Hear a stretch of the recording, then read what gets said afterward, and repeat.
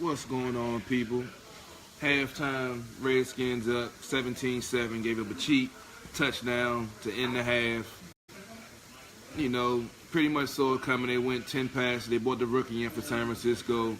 Team ain't scouted out for him, so, they looking good right now. Hopefully, Jay makes some adjustments to the game plan to, you know, adjust to the new game plan that Kyle is going to use. I was interested with Kyle letting the clock run all the way down to 3 seconds to run that play. I thought he was going to settle for the field goal, but it was definitely interesting to see. Then let Carlos Hyde come up the middle. We doing a special. I do my hot takes with Robbie. Hot takes normally by myself, but we got Robbie chiming in too on vacation, and he's also watching the Redskins game live. We've been talking throughout the broadcast about the game. So what do you think so far, Robbie? I know you was disappointed about that last touchdown they gave up, but what is your assessment for the first half so far? Yeah, I was pretty disappointed. I am live at Benson's cabin. It's a beautiful day. I'll just show everyone behind me a little bit. I'm happy that the Redskins are playing well. They were up 17-0. I was hoping they would be able to hold them for a field goal. And unfortunately, they weren't. They fourth down got that touchdown. So it was definitely a disappointment for me to end it on that note. But hopefully we can hold them on this first drive here. Their new rookie quarterback was definitely pretty cool. He under pressure, and he was able to make some big plays. I knew it was going to be a running play at the end there. We just couldn't stop them at fourth and goal there. What were some of your thoughts? Well, I'm pissed about that bullshit defensive receiver call. I mean, he hit him with the shoulder for one. The ball was there at the same time, and it was a continuation of play. It's physics, as I said over and over again. There's no such thing as defensive receiver when you step on that football field. When I played, it was keep your head on the swivel because you can get from anywhere. Now it's so-called defensive receiver when the man, is on the field. Now in the Baltimore game that I was just watching, there was a much more ridiculous hit on a truly defensive receiver that was not called. It was ruled a fumble, and play continued. So I'm trying to figure out what truly is a defensive receiver, because in my book, there is no such thing. Because once you step on them white lines, you can get hit from anybody, anywhere. The defense, I love the way they're playing. They're playing, we got our injuries. Nicholson out there balling out and got hurt a couple of times. That last one by, that hit on Pierre. But he's out there flying. I love the way they got. And we got two rookie safeties playing today, Nicholson and McClure. And they've been playing pretty well. Offense has been okay. It can be better. I was saying earlier that toss play I hate. I wish we would throw that out the playbook. And Rasul wanted to comment and say that the play normally works with Chris Thompson. And I said the screen plays work better. And we saw what happened when he used the screens. We lost 3 yards on the toss, and we gained 70 yards on 2 screens. So if you go with what works, we will be successful. Jay has to make adjustments, and hopefully we can remedy our issue with rookie quarterbacks and our tendency to let them stay in the game and look like all pros. Yeah, I agree. I loved our running game, though. I love what P. Ryan was doing. I thought he was playing great. I like what Mac Brown was doing. I love Chris Thompson. I don't love him straight up the gut, though. I feel like if we're going to run that play, switch up your running back. I think I do agree with this. Sweep doesn't always work for everybody, but I think if you're going to run a sweep play, you got to run it with Chris, just because he can make people miss on the outside. I have seen it happen, but it does. I agree, it does, but most of the time it's a loss of yards or a fumble. Yeah. And he breaks one every now and again, but most of the time it's a negative play. But I don't like him going up the gut either. I don't like the way that Jay is feeding him the ball. I would rather see Mac Brown. P. Ryan, this is definitely his best game running the ball. He's looked definitely more comfortable, is making more cuts, and he's hitting the hole the way he's supposed to. But Mac Brown, you saw when he got him in there those few times, he makes things happen. Give that man the ball and let him get them up the gut runs and bring in P. Ryan to spell him. I don't know what he did to get in Jay's doghouse, but we know how when you get in Jay's doghouse, it's hard to get out. We saw what happened with Preston Smith, and we see now that he's been playing since week 1. This man had a sack every week that he's played, but he was in Jay's doghouse for 2 seasons for whatever reason. Mac Brown has been on the practice squad for 2 years, a year before Jay got here, and now he still won't let that man get the start. I don't know what it is, But Jay need to get that ego shit and take that shit out the door because he's holding his fucking team back. Yeah, I agree. And we need to keep on playing well. I like what we were doing with time of possession and moving the ball. We just got to keep that up. I think that's going to be important. Special teams. Hey, Rob, your volume going down a little bit. Your signal might be fluctuating. Oh, okay. Is that better? Can you hear me now? There you go. Yeah, you good. So, but yeah, I was just saying that we just got to keep the time of possession game up, and I think that that's really going to be an important key. I think that we got to just keep our defense off the field and just try to keep on driving it and keep on running it and keep on doing some screen passes, and I think we'll be okay. I'm really looking for Jamison Crowder to break one today. He looks like he's on fire either in the return game or maybe in a great either screen pass or a pass down the middle. I think Jamison Crowder could be a big player for us in the second half. Yeah, I'm looking for a long, because San Fran getting the ball, so they got the momentum. Hopefully we can hold them, get a 3 and out, or if they do get in, scoring position, give them a field goal. But I'm looking for a long time-consuming drive in the third quarter from Jay. If I don't see that 3 tight end formation, it's going to be some angry tweets going out this afternoon because we got time possession now. The running game is going okay, but if he puts Mac Brown in the number 1 role, I think it'll go a lot smoother. But I'm gonna go ahead and get off of here. I got some company. You out in the woods having a good time. So when I do the post game, I see if you're available. We can go live again, or if not, I go live and we can do it. Stay tuned for it. Quick takes coming out tomorrow morning, noon at the latest.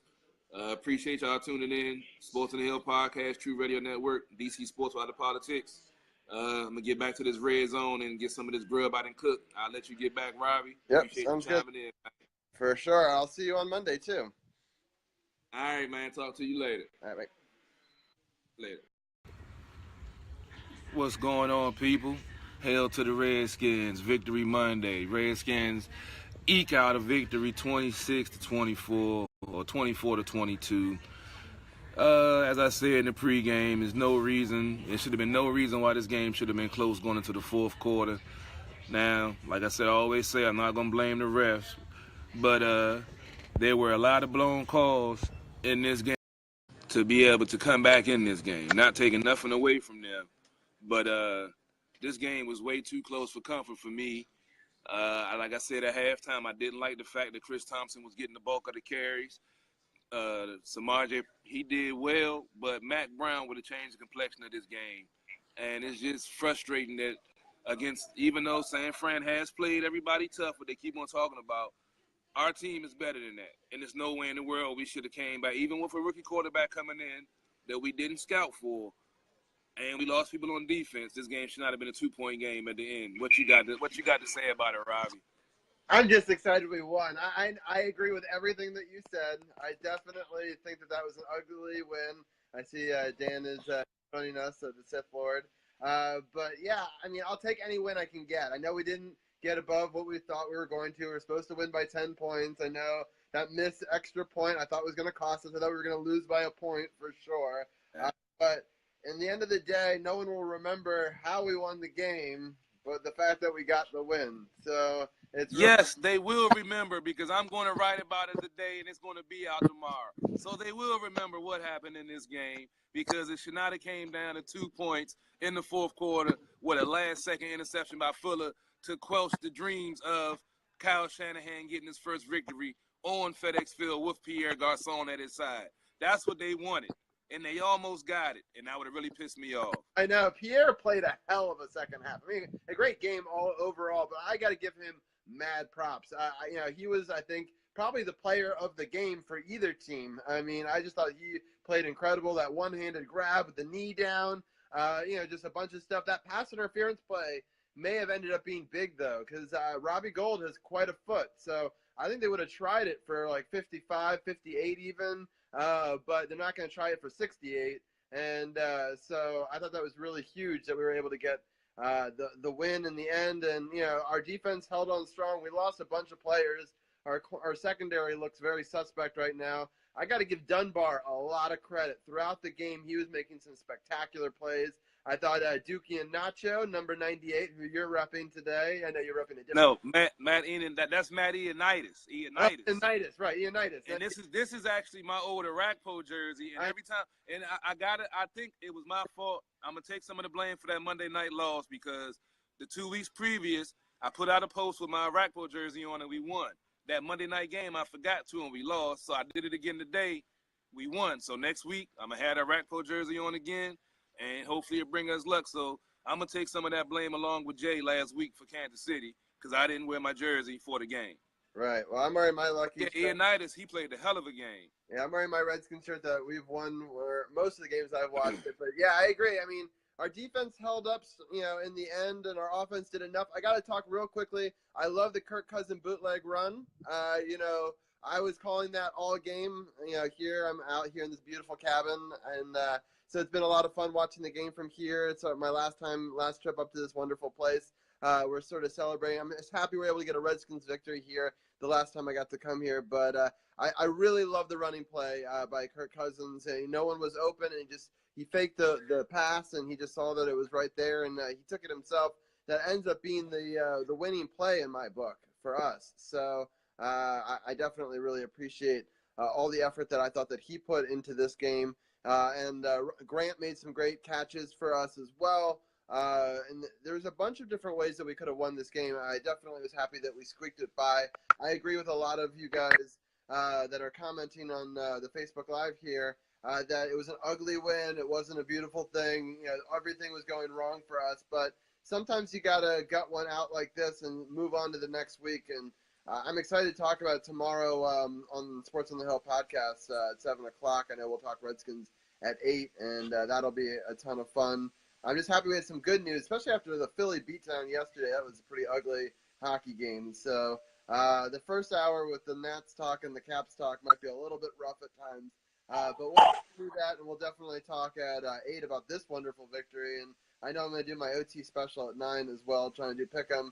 Even though I've done a pretty terrible job this week, I can't believe the Bears and the Ravens are in overtime, and it's just a lot of crazy games out there. And Rodgers getting hurt maybe for the season as well. So there's a lot to break down. So, that was definitely huge. Yeah. So, but Katara. My player of the game was Ryan Grant. Definitely, he came in with some huge third down catches. He, running his routes, taking the big hits, going across the middle, playing outside. I love that they had more screens in the game. If we did that last week against Kansas City, I believe we would have won that. I would have wished he would have went to some screens in the later in the game when before they got before San Francisco got a touchdown to get within 2. I think the screen game would have been beneficial that they would have never got the ball back if he would have called those screens in that situation. But I'm not going to take away from a victory. I'm going to chill out for a little while, probably check out some of these second games. I got a busy day tomorrow, so I'm going to try to get the article done today. I might have it out by the night, but I'm going to definitely have it out by about 9 because I got some running around to do. So definitely appreciate you tuning in. I haven't seen any other comments, Robbie, so I guess you've seen the ones that I'm not seeing. Yeah, well, but, Daniel was saying hi to Katara as well. Katara is saying hello to Dan. And also Dan was mentioning that Thompson was really coming into his own. So I definitely agree with some of that. And a bunch of people have been checking us out on Facebook Live here. Yeah. But I do not like Thompson getting that many touches. You got to remember, when he came out of Florida State, he came out with a broken back. So he's already been injured. He's lucky to be the player that he still is after that injury. His first 2 seasons here, he was up and down with injury. So Jay was using a perfect ingredient. I don't like him running up the middle. I don't like him getting the bulk of the carries. Even though he can, that doesn't mean you have to do it. You got Mac Brown and you got the rookie. I just want to know why he won't give Mac Brown any go. That's my big question, because every time Mac touches the ball, something big happens. So I don't know if he in a doghouse or Jay just being stubborn and want to stick with the draft pick, but it's really starting to question Jay's coaching ability, because as I said over and over again, coaches are supposed to either help you win the game or they're going to hold you back and hinder you from it. And luckily we won this week, but if they'd have got in range and got the field goal try and they'd have won by 1, tomorrow would have been a sad show for Sports on the Hill podcast. I tell you that.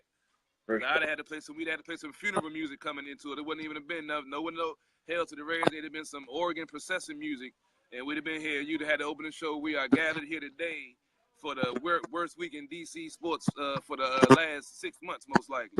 Yeah, for sure. Well, I'm happy we don't have to do that. So we'll definitely say victory Monday. I'll definitely have the episode created, and we'll share the link comments to this in a little bit. But also we'll do a post about that as well. And I'm happy I get to title it Victory Monday, so that'll be a lot better than Loser Monday or whatever we're going to go. And a bunch of people are joining us right now. So Brian Carr, Big Hurts in the house, and Dan was saying going on, Hurt.